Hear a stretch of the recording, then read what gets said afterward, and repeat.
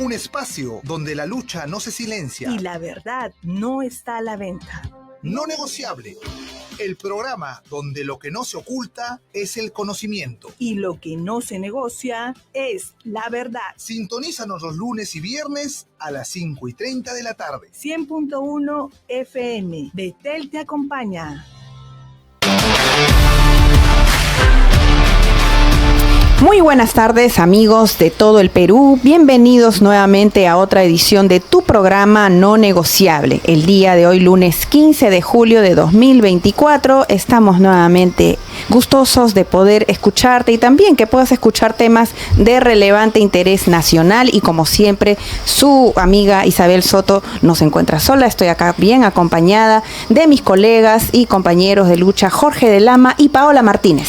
Hola amigos, ¿cómo están? Bienvenidos a una nueva edición de su programa No Negociable, su programa de análisis jurídico y político sobre temas de interés nacional. Buenas tardes, Isabel. Buenas tardes, Paola. Así es, amigo, desde la cabina de Betel Radio, porque Betel te acompaña. Estamos aquí en una edición más. El día de hoy, este programa tan importante, interesante, que ha tenido ya un resultado final y queremos ver todas las implicancias, analizar qué es lo que se puede hacer desde el Congreso, qué iniciativas se pueden realizar. Estamos el día de hoy con un invitado especial, Isabel. Así es, vamos a anunciar en primer lugar cuál es el tema del día de hoy, que es delito de discriminación o censura. Ese es el tema que nos aboca el día de hoy. Saben que en este programa tratamos temas sociales de interés nacional desde la perspectiva jurídica y política, y tenemos a un invitado especialista esta tarde a quienes nos gustaría sin más ni más presentar. Él es abogado litigante, maestrando en Derecho Procesal y Ciberdelincuencia, especialista en Gestión Pública por la Universidad del Pacífico. Estamos hablando del doctor Miguel Cacha Bustos. Doctor, muy buenas tardes. Bienvenido a No Negociable. Gracias por la invitación, compañeros. Muy honrado de venir nuevamente a este programa. Así es.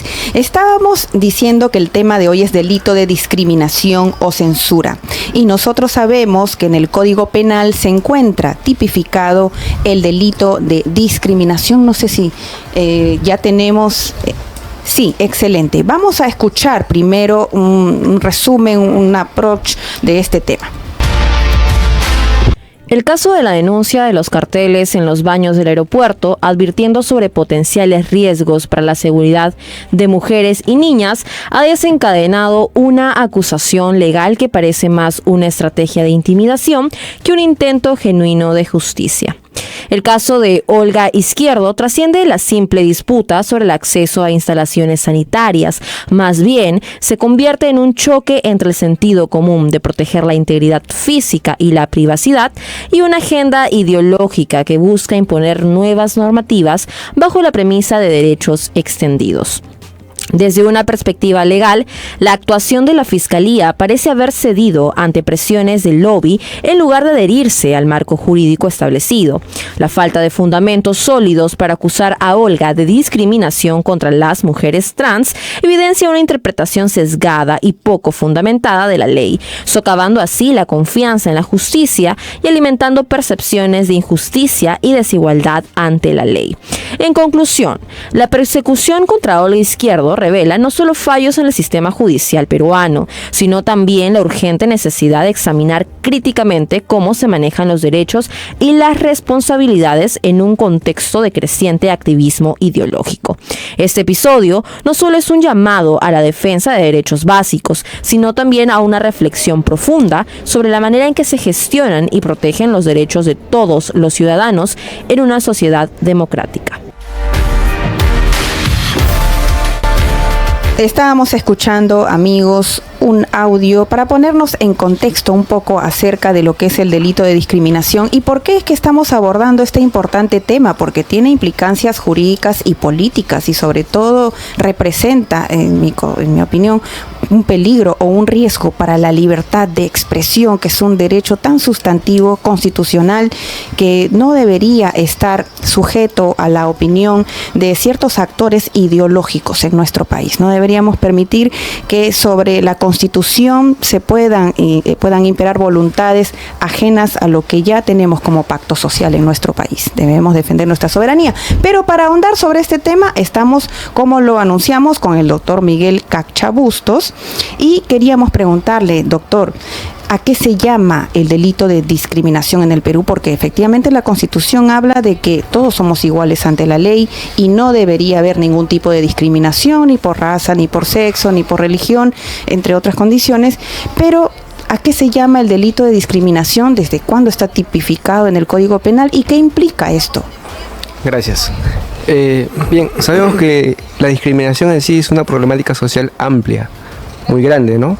Y se da cuando se ejerce un trato diferenciado o desigual, de manera injustificada, contra una persona o un grupo de personas, que le impide, le limita que estos ejerzan sus derechos fundamentales. ¿Desde cuándo está regulado? Bueno, la Constitución del año 79 incorporó el tema de la igualdad, ¿no? Y luego en el año 2000 se incorporó la tipificación del delito a la no discriminación. Este es en el Código Penal. Luego ha venido sufriendo una serie de modificaciones, ¿no? En el año 2006, luego en el año 2012 y el último fue en el año 2017, ¿no? Con el decreto legislativo 1323, donde se incorporaron una serie de motivaciones, ¿no? Como la orientación sexual y el tema del enfoque de género, ¿no? Entre otras motivaciones que caracterizan al delito de discriminación. Estas motivaciones, disculpa, mejor que se encuentran en la Constitución, porque sabemos que hay un derecho a la igualdad, pero dentro de las categorías donde está la raza, sexo, religión, que está prohibido que discriminemos a otras personas, se encuentran estas categorías que usted ha mencionado, la identidad de género o la orientación de género. No está de manera taxativa regulado, ¿no? El tema de la motivación de orientación sexual y enfoque de género, ¿no? Pero sí lo que está ahí es el derecho a la igualdad, ¿no? Entonces está como que arraigado. Doctor, pero la Constitución dice que la discriminación no puede darse por cualquier causa. La Constitución establece algunas causas como sexo, raza, edad, no sé.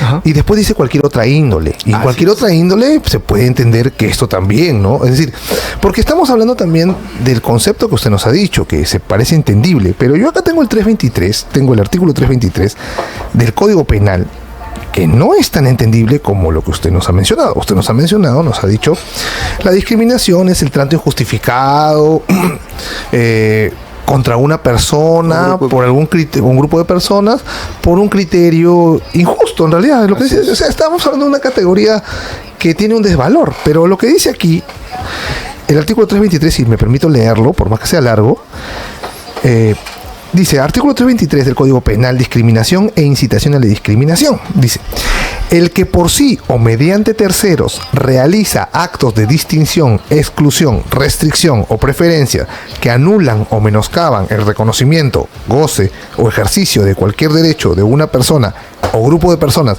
reconocido en la ley, la Constitución o en los tratados de derechos humanos de los cuales el Perú es parte, basados en motivos raciales, religiosos, nacionalidad, edad, sexo, orientación sexual, identidad de género, idioma, identidad étnica o cultural, opinión, nivel socioeconómico, condición migratoria, discapacidad, condición de salud, factor genético, filiación o cualquier otro motivo, será reprimido con una pena privativa de libertad no menor de 2 ni mayor de 3 años. Lo dejo ahí.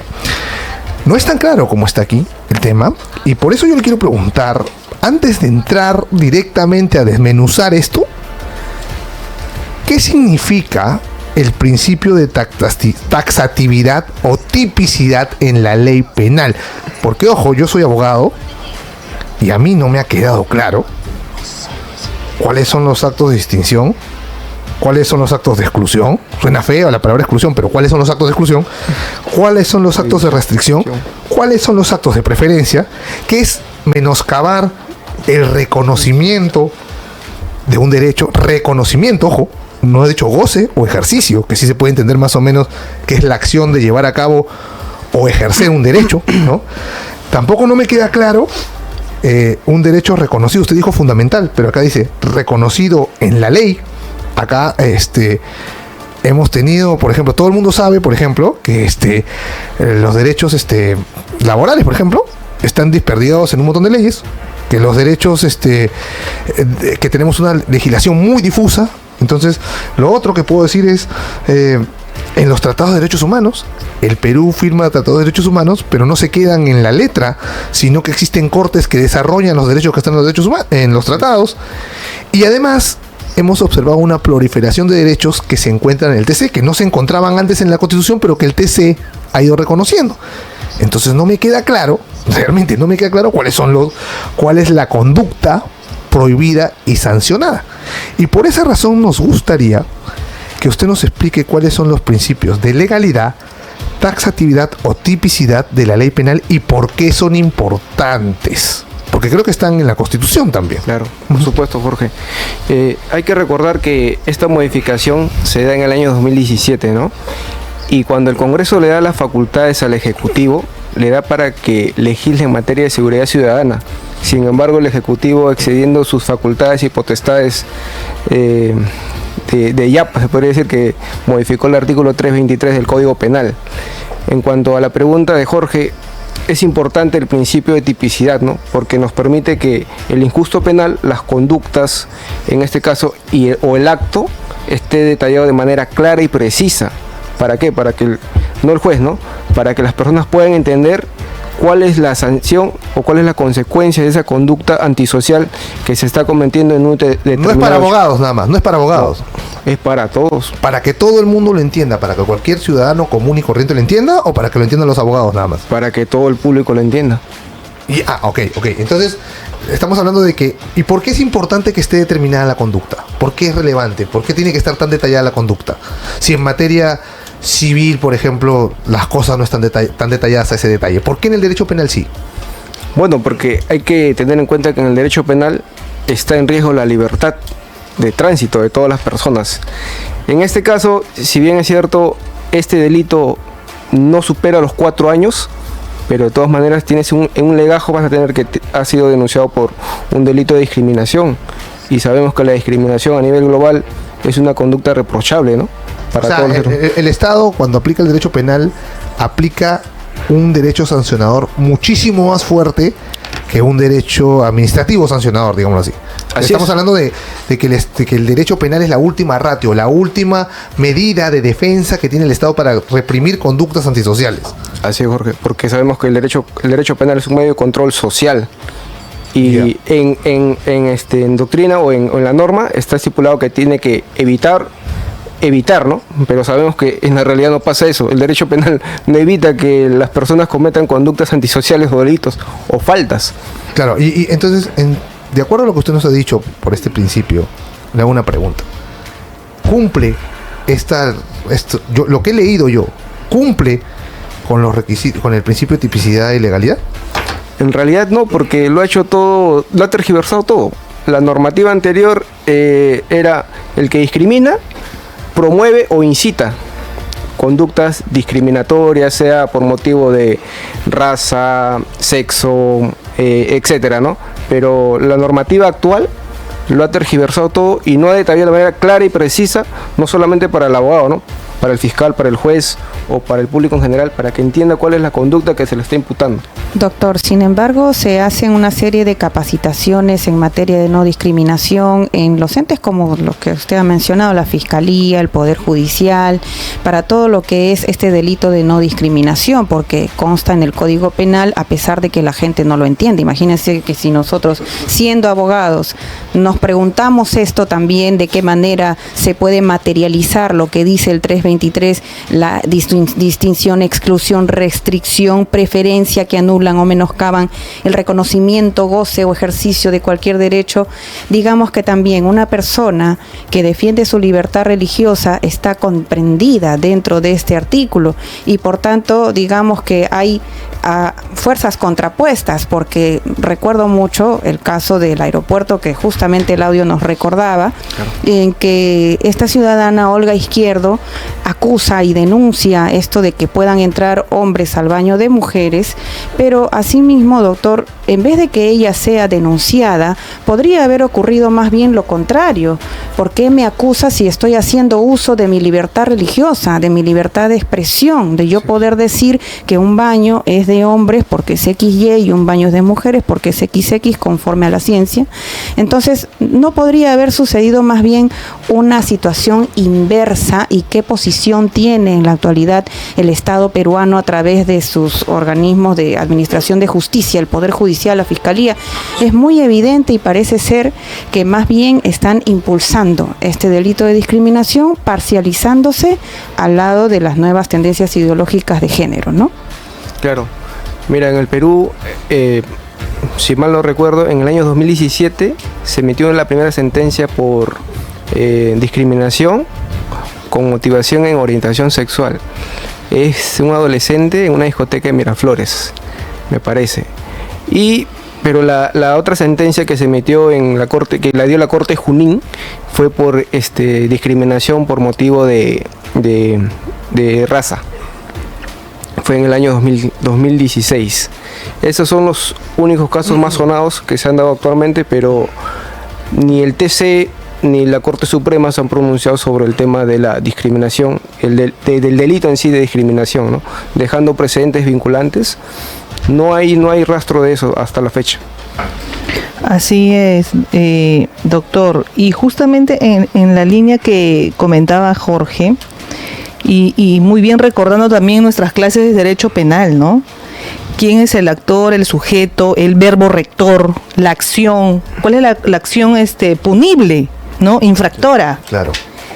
Y nosotros revisamos, o sea, les animamos, amigos, que puedan revisar en SPIG, que es, digamos, el aplicativo del Ministerio de Justicia, donde ustedes pueden revisar el Código Penal y las diferentes modificaciones de cada artículo, que es algo que hemos estado, por ejemplo, viendo con el doctor últimamente.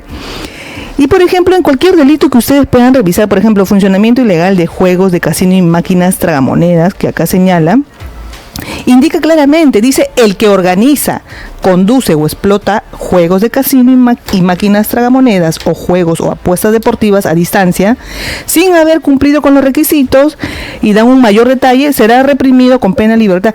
Pero lo expresa cuál es la acción específica, cuál es la infracción. Pero en el caso, como bien señalaba Jorge, es tan abierto, y por eso qué importante los principios que usted acaba de mencionar, y el de taxatividad, el de tipicidad, porque son propios de la ley penal, porque se entiende que lo que se restringe es un derecho primordial, que es el derecho a la libertad. Y por lo tanto es necesario ser preciso respecto al tema necesario de la tipicidad, de indicar precisamente cuál es, digamos, el hecho infractor, ¿no? Entonces, doctor, en esta línea, en la actualidad, nosotros como abogados y usted como especialista en derecho penal, ¿cómo podemos definir, ya digamos, ok, eso es lo que está vigente? En la actualidad, nosotros, ¿cómo podemos interpretar este delito en la actualidad? ¿Cuál sería la conducta discriminatoria? ¿Cuáles serían los tipos de discriminación? Para ponernos digamos, en el zapato, digamos, de un juez. Hay que ser juez el día de hoy. Hay que disgregar cada uno de ellos y hay que ver si finalmente encaja la acción con lo que está descrito. Doctor. Correcto. Para eso tenemos que irnos a los elementos del delito, ¿no? La conducta o la acción. La tipicidad, como bien indicas, la conducta tiene que estar enmarcada y reforzado con los principios de manera clara y precisa. ¿Qué significa enmarcada? Y determinada. ¿Qué significa enmarcada? Explique, por favor, ¿Qué de forma enmarcada? Explique eso a nuestros oyentes, porque nosotros hablamos y acá y nos entendemos, obviamente, pero nuestros amigos oyentes que no necesariamente son abogados, necesita que usted pueda explicar así.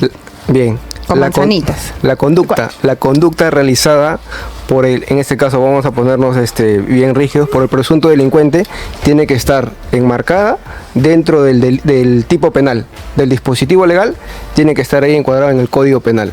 ¿Para qué? Para que el juez pueda tomar una determinación y sancionar al responsable. Ojo, usted acaba de decir que debe estar enmarcada en el Código Penal, pero cuando aquí se menciona, mire, se está mencionando en el mismo delito de discriminación, y se hace mención a los tratados de derechos humanos en los cuales el Perú es parte, está haciendo remisión no solo a una norma, porque es un tratado, que es una norma, sino también a las sentencias que hacen que este tratado se expanda, porque los derechos que está emitiendo, las sentencias que está emitiendo la Corte Interamericana de Derechos Humanos, está reconociendo derechos que hace años no estaban.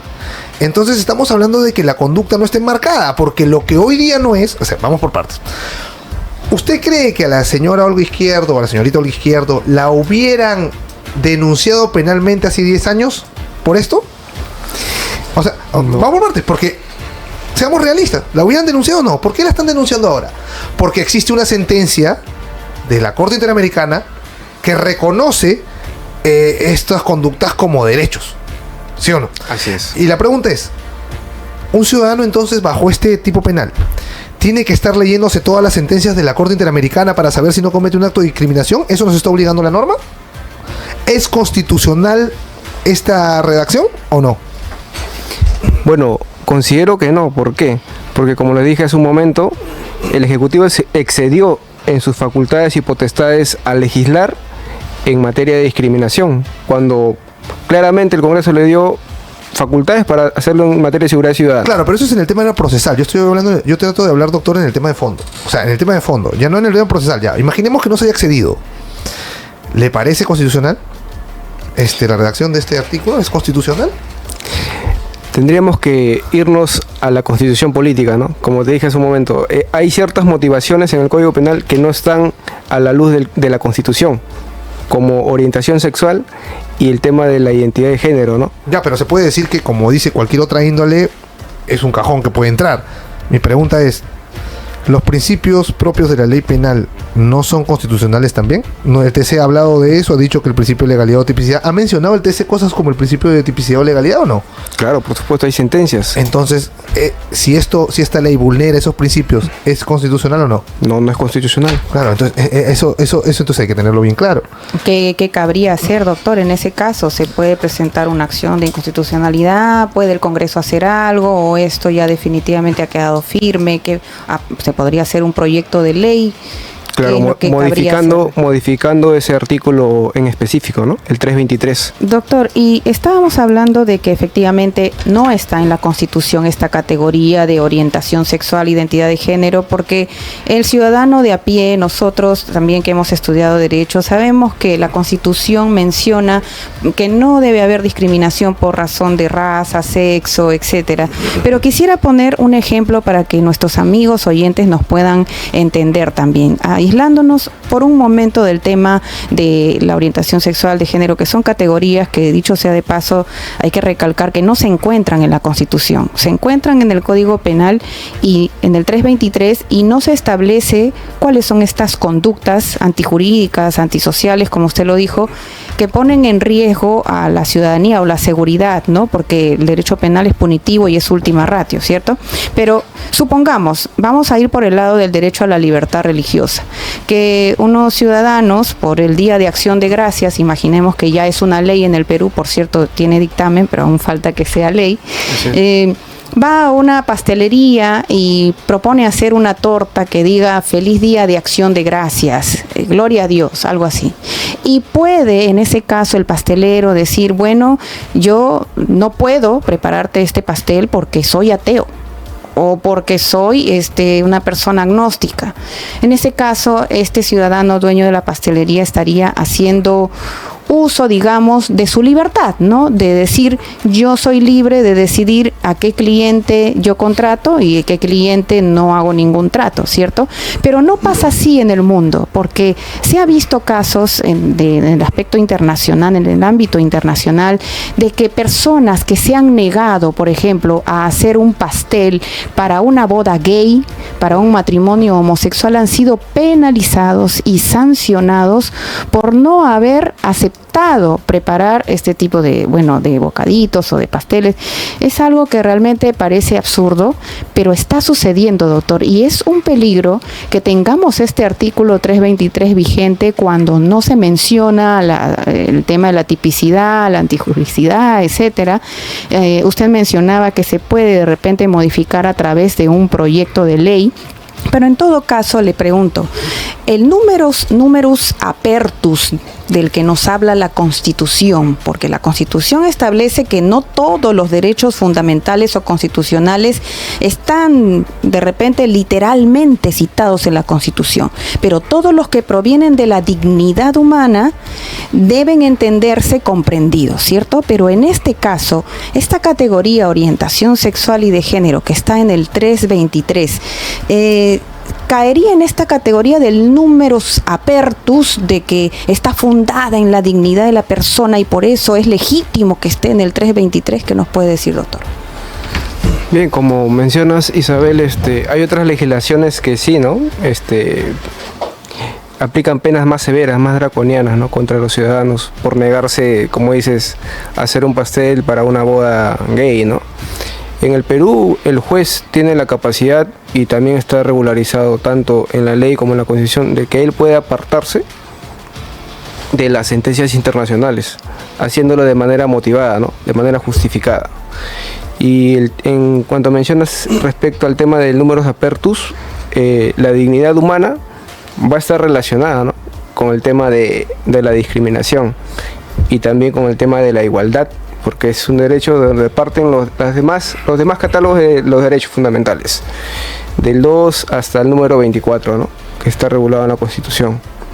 Pero una consulta, doctor, o sea, porque lo que tenemos que quedar claro, entiendo la pregunta de Isabel y yo quiero profundizar en esto. Yo no puedo prohibirle a una persona comprar y vender porque se autoperciba mujer. O sea, que estamos hablando de que hay situaciones en que efectivamente sí hay discriminación. O podría haber, no estoy inventando de que podría haber, estamos imaginando ejemplos o hipótesis o situaciones de discriminación. Si yo le prohíbo, por ejemplo, a una persona comprar por sus atracciones sexuales, estoy cometiendo discriminación porque no tiene nada que ver. ¿O me equivoco?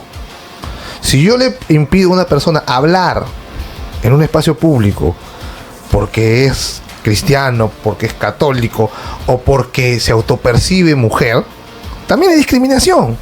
Entonces lo que queremos definir es cuándo no, porque por ejemplo cuando hablamos del caso de los baños, ahí estamos viendo que una cosa es que tú tengas la libertad, no el derecho, yo considero que es una libertad, de autopercibirte como quieres, pero hay un límite a esa libertad cuando es que tú quieres que nosotros o las demás personas te consideren como tú te autopercibes, ¿verdad? Así es. Ese es el punto, porque, como digo, no es que yo no estoy diciendo que esas categorías deben entrar o no, pero yo estoy poniéndome en una situación en la cual, si yo le niego a una persona por ser por tener atracciones homosexuales, entrar a un restaurante, definitivamente estoy discriminando. Si es que esa es la situación. Lo mismo pasaría si fuera porque pertenece a una raza determinada, a una etnia o una condición económica.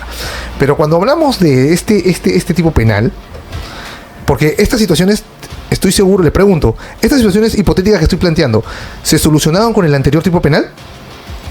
Mira, el del año 2000 era bien sencillo y entendible para todos. Porque decía discriminar, claro, y es suficiente. El que discrimina. El que discrimina. Y el resultado, la persona agraviada que sufría la discriminación. Y discriminar entendido como aquella situación injustificada de negación de un derecho. Así es. Facilito, ¿no? O sea, si una persona heterosexual u homosexual entra a un bar y tú por esa atracción sexual no lo dejas, es discriminación. Pero otra cosa es tratar de hacer que todo el mundo tenga que, a tus deseos, aceptarlos y someterse a ellos, que eso no es discriminación, como en el caso, por ejemplo, de que un hombre se autoperciba mujer y crea que por eso, por ejemplo, tiene el derecho a ser aceptado en un convento de monjas, o el derecho a ser aceptado en una universidad de mujeres, o el derecho de participar en competencias de mujeres. Correcto. Entonces, ¿cuál es lo que diferencia una situación de otra? Le pregunto a usted. Claro, en este caso hay límites, ¿no? Como ustedes bien lo plantean, ¿no? En este caso, la persona que se niega de manera justificada está en todo su derecho, y ese derecho se manifiesta con la libertad que tiene para, en este caso, libertad de conciencia, ¿no? Para decidir si lo hace o no lo hace, y ver si ese resultado afecta o no a la persona que está solicitando esa petición. Había un tema que era que la causa sea objetiva. Cuando hablamos de deportes femeninos, estamos hablando de que para hacer un deporte femenino tienes que ser mujer. Correcto. ¿Cierto? No autopercibirte mujer, ser mujer. Correcto. Entonces, esa sería una causa objetiva para decir, oye, ¿sabes qué? acá no te estoy discriminando porque es un derecho. ¿Sería esa una causa? Pongámosle con el símil de que cuando una persona va a un concurso público y postula a un determinado puesto del Estado, ustedes han escuchado que a las personas con discapacidad o funcionalidad diversa le dan puntos adicionales para que puedan ingresar a la carrera pública, ¿cierto? Claro, que es el trato diferenciado de la igualdad ante la ley. Hay igualdad ante la ley, pero para eso tiene que haber entre iguales trato igual, pero entre desiguales un trato diferenciado para igualar, aunque se entiende. Amigos, nos vamos a una breve pausa. Continuamos con No Negociable. Continuamos con tu programa No Negociable, donde lo que no se oculta es el conocimiento y lo que no se negocia es la verdad. Estamos con el doctor Miguel Cacha Bustos, penalista, especialista procesalista, y el tema del día de hoy, estamos abordando el tema de la discriminación en el Perú en relación al artículo 323 del Código Penal. Y ya nos ha quedado claro que definitivamente como se encuentra vigente este artículo 323, pues no se entiende, no digamos responde a los principios de tipicidad, legalidad, debido a que estos verbos rectores enmarcan cualquier hecho abierto, se ha aperturado en categorías también abiertas y ahora se está considerando, por ejemplo, el tema de la orientación sexual e identidad de género como derechos a los cuales se debe respetar. Eso nos ha quedado claro en este primer bloque. Pero queríamos desarrollar con nuestro invitado en relación al tema que también se ha visto mucho en las redes sociales, digamos en los comentarios, en las respuestas, que también estamos viendo un tema de, digamos, confusión respecto del delito de discriminación y el de injuria en relación a los comentarios, a los cuestionamientos que se hacen, por ejemplo, en las redes sociales. Doctor, si nos puede comentar al respecto. Bueno, Paola, tengamos en cuenta que el tema de la discriminación, como les dije hace un momento, sufrió modificaciones y en el año 2014 fue que sufrió una modificación incorporando a medios de comunicación o redes sociales también el tema de la discriminación. Simplemente ahí le agregaron la categoría cuando es cometido mediante a través de medios de comunicación o redes sociales, ¿no? Y las agravantes que cuando es cometido por un funcionario o servidor público. En este caso, la pena ya no era una pena limitativa de derechos, sino que era de 2 a 3 años. Pero no pasaban los 4 años, por ende no había pena privativa de la libertad. Así es. Entonces, cuando estamos hablando de que es por las redes sociales, creo que la gente tiene que tener claro que en las redes sociales no se puede golpear a nadie, no se puede realizar acciones físicas a nadie, sino que lo que se hace en las redes sociales es expresión. Ahora, yo no estoy diciendo que toda expresión sea correcta, hay expresiones vulgares, hay expresiones ofensivas. Entonces la pregunta es, doctor, ¿cuándo entra la discriminación y cuándo entra la injuria? Porque la injuria es el insulto, el agravio. Así es. Entonces, pero ¿qué se diferencia uno con el otro? Bueno, tengamos en cuenta primero el bien jurídico susceptible de protección. En la injuria, que es es un delito que está enmarcado dentro de los delitos contra el honor, lo que se protege es el honor, sea subjetivo u objetivo. Y en cambio, en la discriminación se protege lo que es la vida digna, ¿no? La dignidad, o como algunos doctrinarios modernos lo llaman la igualdad.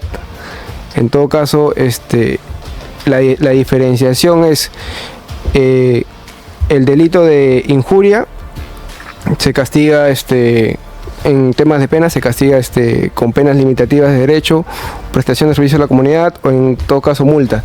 Y en el caso de discriminación, como ya dijimos, la pena ya es de 2 a 3 años. Doctor, pero ahora que nos ha dicho esto de que en una cosa es la igualdad, le hago nuevamente la pregunta. ¿Qué igualdad se viola ante una expresión? Eso es lo que quiero saber, porque, por ejemplo, todos los días a nosotros que comentamos, y seguro otras personas que están también de nuestro lado contrario y se oponen a nuestras ideas, también otras personas las insultan, pero también nos insultan a nosotros y nos dicen fanático religioso, y están usando una categoría que está dentro del delito de discriminación. Lárgate, regresa a tu cueva, regresa a tu caverna. Todos este tipo de cosas ¿son injuria o discriminación? Según miren, ojo, según esta tipificación. Yo estoy en contra de estar tipificando abiertamente, a pesar de que yo pueda ser un agraviado. ¿Por qué? Porque considero que es mejor tener un tipo definido que indefinido, porque al final el que ejerce el control va a ser el Estado. Correcto. Y prefiero 1000 veces que el ciudadano tenga más libertad a que el Estado tenga más poder. Pero repito, bajo este tipo penal, que ya dijimos que es inconstitucional, ese ataque hacia nosotros, diciéndonos todas las cosas que nos dicen por nuestra fe, ¿es discriminación según el 323? Bueno, acá hay un problema de fondo, ¿no? Porque el artículo del 323 es engorroso, es tergiversado y no te permite definir de manera clara y precisa y determinar la conducta que expresa una persona detrás de un monitor. La mayoría de fiscales persecutores del delito lo tipifican como delitos contra el honor, y sabemos que cuando es mediante un medio de comunicación ya viene a ser lo que se denomina la difamación, ¿no? ¿Por qué? Porque está afectando el honor de la persona ante toda la comunidad.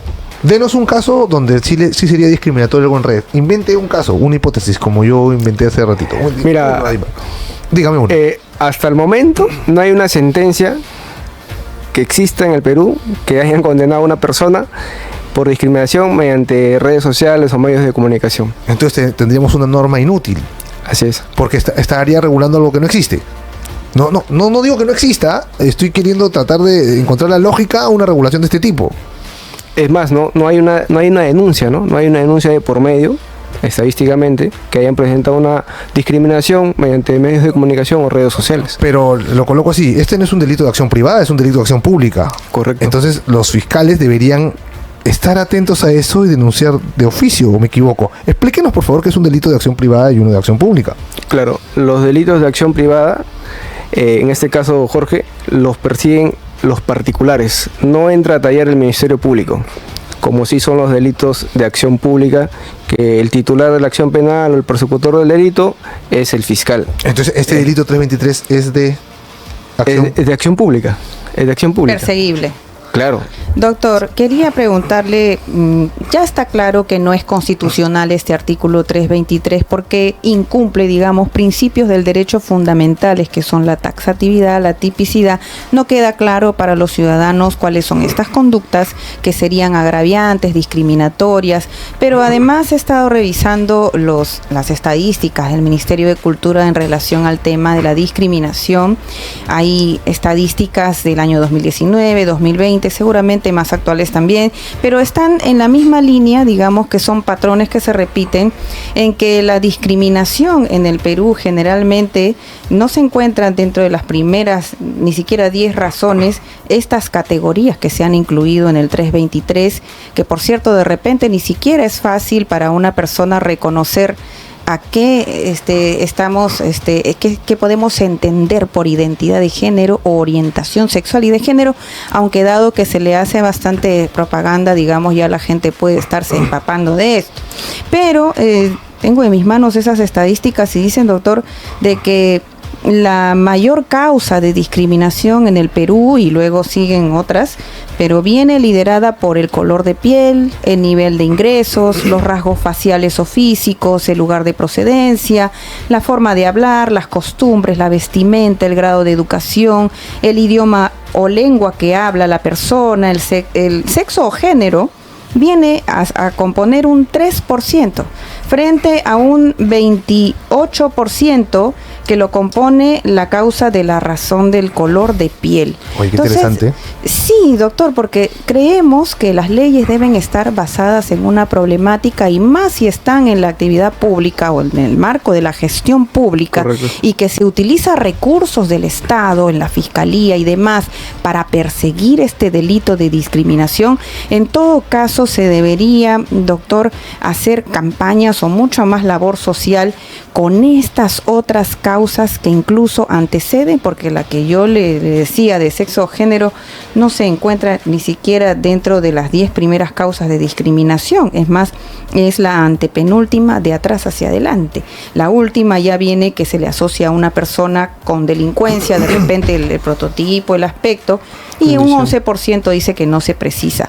Pero las causas de la discriminación son múltiples. Incluso podríamos decir que un escolar, ahora que se habla tanto del bullying, podrían estarle discriminando por el hecho de que si es gordo, por el hecho de que si usa lentes gruesos, por muchas otras causas, doctor, que creo que francamente hay una agenda a propósito de poder promover esto de la identidad sexual o de género. ¿Qué piensa usted?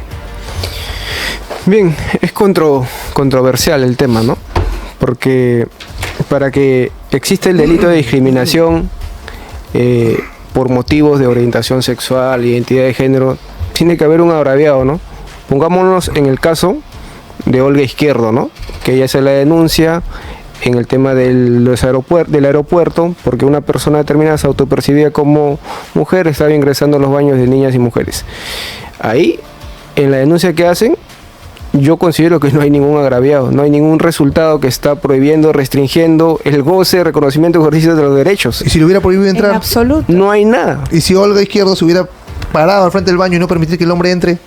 ¿Y si usted o yo nos parásemos frente a un baño porque hay un hombre que quiere entrar al baño de mujeres? Porque, ojo, el caso de Olga es que ella presenta su queja ante un funcionario. No conozco el detalle, pero lo que yo veo es que ella presenta ante un funcionario público, ¿cierto? Correcto. A un funcionario del aeropuerto, digamos que no público ya. Pero no impide nada. Pero si yo, viendo que un hombre quiere entrar al baño donde está mi hija, me paro y digo, no puedes entrar, y lo detengo físicamente, tú no puedes entrar, según este tipo penal, ¿cómo iría yo? Por favor, doctor, dígamelo. Una vez cántemelo. Bueno, ahí la conducta no es antijurídica. Ah, qué bueno, claro, porque ahí sí parecería, ¿no? Claro, según el tipo penal claro, sí parecería. Así es, no es. ¿Por qué? Porque está prevaleciendo que el derecho de la integridad de una menor de edad sobre el derecho, bueno, ni derecho, ¿no? Es una necesidad que puedo hacerlo en cualquier otro, en un baño específico del sexo, porque sabemos que eso no está, la orientación y la identidad de género no está regulado como un derecho humano acá en la Constitución política. ¿Y si lo estuviese? Pregunto porque la gente tiene que preguntarse, tiene que de verdad entender cómo estas cosas, si se logran aprobar, cambiarían mucho la forma en que nos vamos a desenvolver como sociedad. Si estuviera colocado en la Constitución la orientación sexual y la identidad de género como derechos, o hubiese una ley, porque han intentado meter una ley, y yo me paro e impido que un hombre entre al baño de mi hija, al baño donde está mi hija. Bueno, ahí tendríamos nosotros que hacer un test de proporcionalidad, ¿no? Los derechos, el derecho a la integridad versus el derecho también de la libertad que él quiere ingresar a un... Eso es constitucional, pero el fiscal hace test de proporcionalidad a los fiscales. No. Bueno, en este caso, viendo el tipo penal de 323 que está tergiversado, no.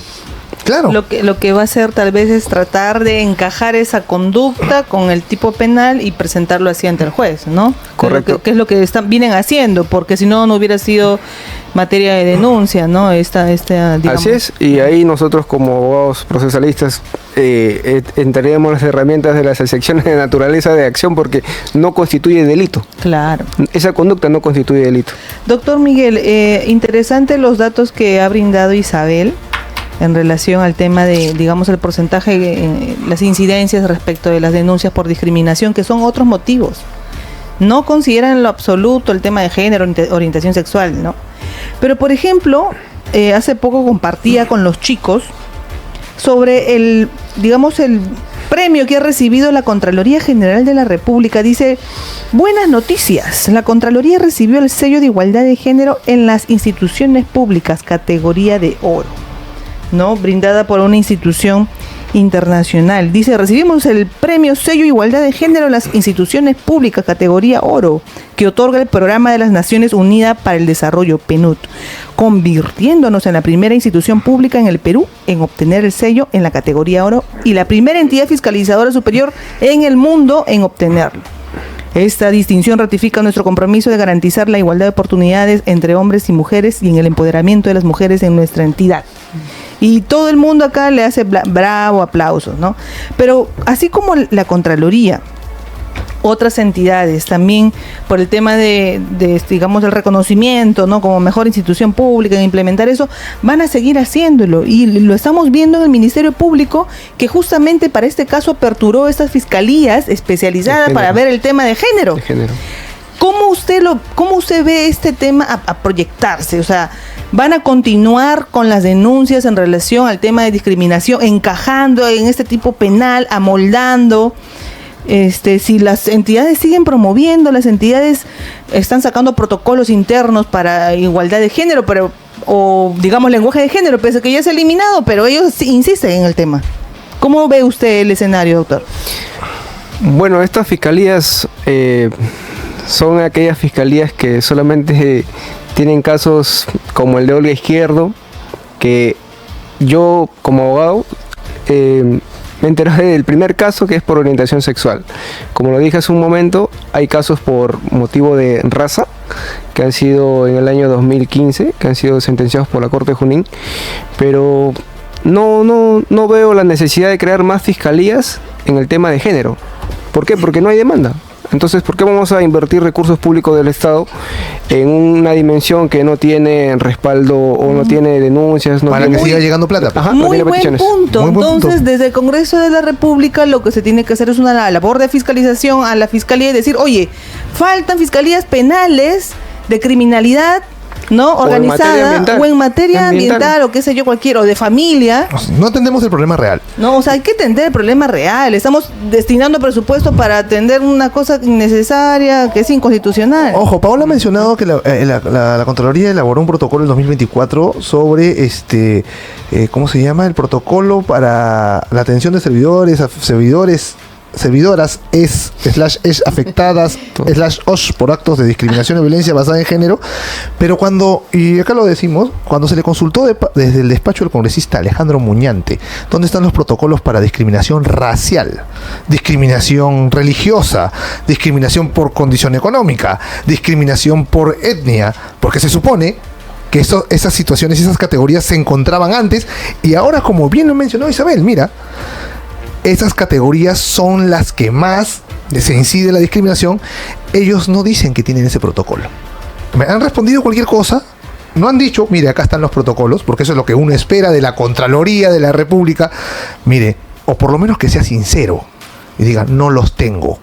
La verdad, quiero solamente, eso no lo van a decir, quiero solamente que me den mi palmadita de género, pero los protocolos raciales no me interesan. O me equivoqué, no debía haber hecho eso y voy a corregir. No lo han dicho. Y esa pregunta se le hizo. ¿Por qué? Porque si estamos hablando de que existe discriminación por diferentes causas, debería haber, en mi opinión, un protocolo que las integre a todas y no solo un protocolo para un tipo de causa que además no termina siendo un problema público tan relevante como las otras. Correcto. Como bien ha dicho Isabel. Entonces, ¿usted qué opina en ese sentido? ¿Usted opina que habría una omisión de funciones ahí en el tipo penal? Yo creo que ya me estoy yendo un poco lejos, ¿no? Porque estoy un poco indignado, pero le hago la pregunta. Claro, Jorge. Históricamente sabemos que el tema de la discriminación, lo que más se demanda es por el tema de la raza, ¿no? Vemos en Estados Unidos el caso de la señora Pars, ¿no? Que por no ceder un asiento en esos tiempos denominados a las personas blancas, la enjuiciaron y la condenaron. El caso de Sudáfrica, ¿no? Del apartheid, donde segregaban a las personas blancas con las personas de color. Claro. O sea, históricamente el tema de la discriminación viene por raza.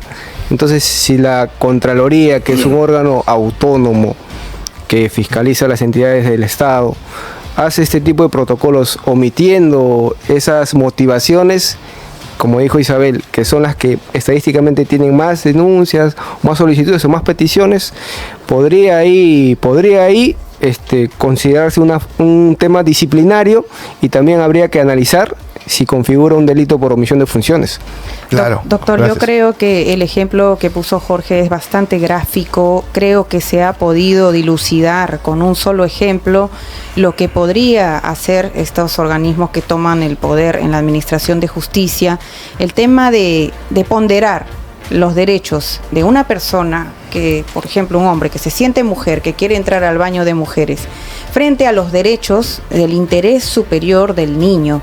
Creo que si un padre de familia se hubiera parado en un baño de estos, tendría que, si es que es pasible de una denuncia, poder argumentar y defender que estaba allí no discriminando a nadie, sino más bien protegiendo el interés superior del niño. En todo caso, ¿qué podríamos hacer ahora, dado que este artículo 323 del que tanto estamos hablando se encuentra vigente? ¿Cuáles son las salidas legales, las propuestas que usted ve como abogado que todavía podría hacer no solo el Congreso de la República, de repente la sociedad civil? Creo que alguna vez presentaron, cuando saltó este escándalo del currículo educativo con contenido inapropiado para niños, se presentó una acción popular que ganó en primera instancia, pero luego se cayó en la Suprema. Entonces, considerando todo esto, doctor, y que estamos claros en que el contenido de este artículo es inconstitucional porque transgrede principios superiores como el interés superior del niño, ¿cuáles son estos caminos legales que podríamos adoptar? Bueno, interesante lo que dijo Jorge en ese ejemplo, ¿no? Si yo como padre de familia veo que una persona que se autopercibe como mujer quiere entrar al baño de donde está mi hija, me pongo ahí enfrente y no lo dejo pagar, veremos si constituye o no el delito de discriminación.